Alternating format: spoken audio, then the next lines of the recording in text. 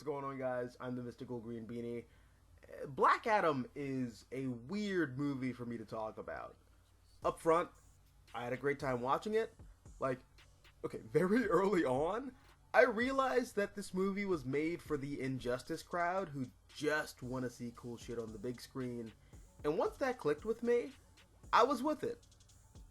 But at the same time, it was a little frustrating here and there, and for two major reasons. The first is that this movie is edited like absolute ass. The pacing is about as even as the number 5, and every other scene has more cuts in it than my wrist when I was in high school. Shit was vexing, it was distracting, and it would often hamper not just good action, which is what the movie is driven by, but also the occasional blink and you miss it quiet moment that sometimes pushed, or tried to push, certain ideas in the film. And that's the other thing. Taking it on its own terms, I can respect that the movie doesn't want to be anything more than just a fun action film. But it also could have been so much more, and throughout its runtime, flirts with the idea of being more than just a simple fun action movie. Alright, so this video is going to be pretty spoiler heavy, so if you don't want the movie spoiled for you, leave now or forever hold your peace, love, and hair grease. Going once, going twice. Alright, so the movie has a fairly straightforward story. Black Adam is a former slave from the ancient city of Kahndaq, which was taken over by invaders 5,000 years ago, and he was imprisoned by the wizard Shazam for blowing up Kahndaq while confronting the Demon King who enslaved his people. Cut to present day, and Kahndaq is under occupation by Intergang, who, in the DCEU continuity, is basically the IDF, I guess? And an archaeologist who's on their hit list releases Black Adam while trying to stop Intergang from getting their hands on the Demon King's crown. And after Black Adam kills the Intergang soldiers who are trying to kill the archaeologist, Amanda Waller sends the Justice Society of America into Kahndaq to take him down and imprison him. And right away, there are a lot of really interesting ideas here. The notion of power in the hands of the oppressed and what happens to one's nation if that power isn't used wisely. The difference between freedom fighters with a righteous sense of anger and people who are just angry and want to fight. And a lot of that is illustrated through Black Adam and his son, who was the rightful champion of the Wizard Shazam.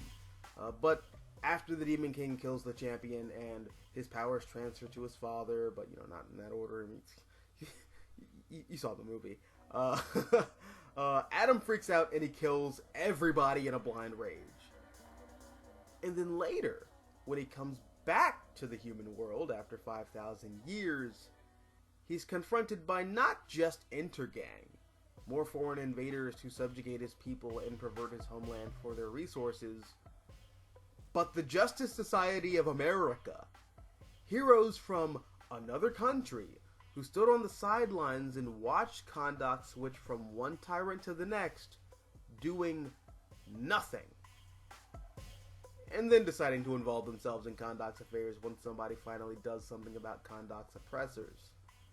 There's a pretty clear commentary on America's foreign policy and how our involvement in the affairs of other countries are only ever to the benefit of American interests, often at the expense of the people we're claiming to help, specifically in the Middle East.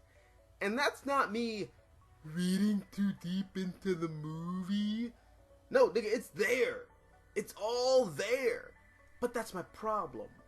The movie never goes far enough with those ideas.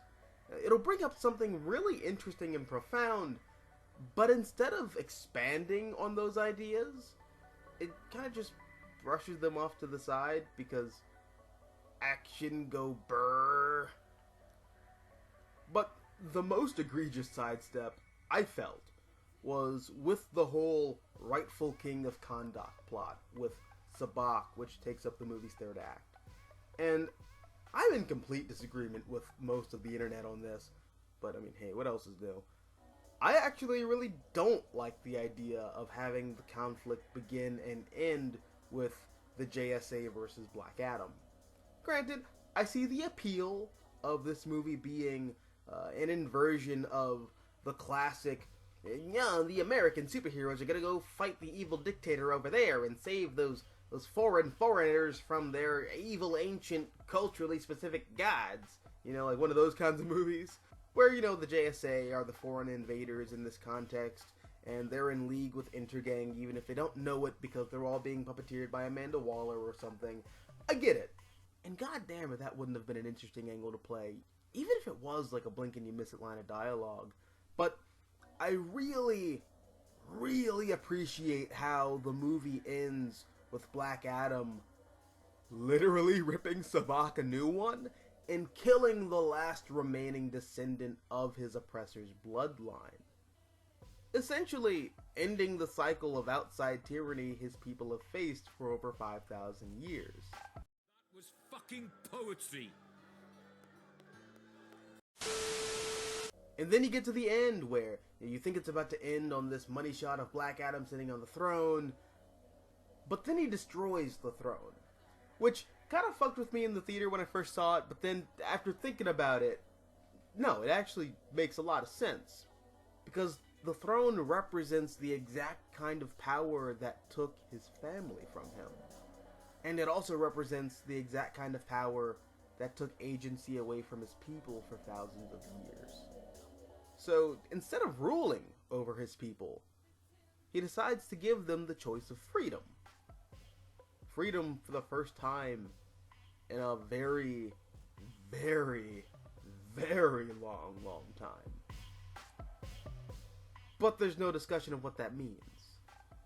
There's no discussion of the potential consequences of how this impacts the rest of the world or the neighboring countries of Kahndaq. It just ends. And again, it's like this movie is afraid of having deep thoughts. This movie, to me, is the very antithesis of Batman v Superman: Dawn of Justice. Because as much as I really like that movie, and still claim it as one of my favorite comic book movies of all time, at a certain point, it starts tripping over its own ideas and doesn't really know when to just chill the fuck out and, be a fun action movie starring Batman and Superman. And, weirdly, this movie does the opposite. Every time it presents an idea, it feels weirdly ashamed of itself and just jumps to an action beat. And I mean, look, it's enjoyable enough.